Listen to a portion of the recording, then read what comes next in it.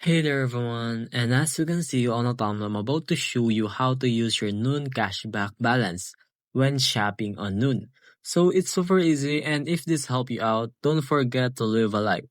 So without further ado, let's get started. Alright, so first thing first, open your Noon app and of course log in into your account. Then shop as usual and add whatever you want to your cart.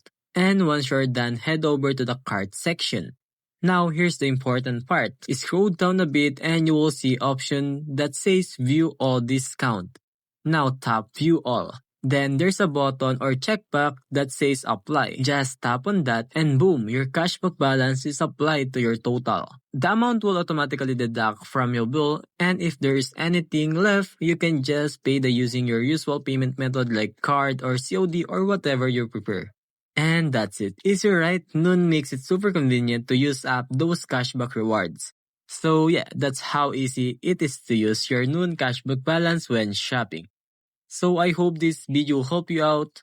Thanks for watching.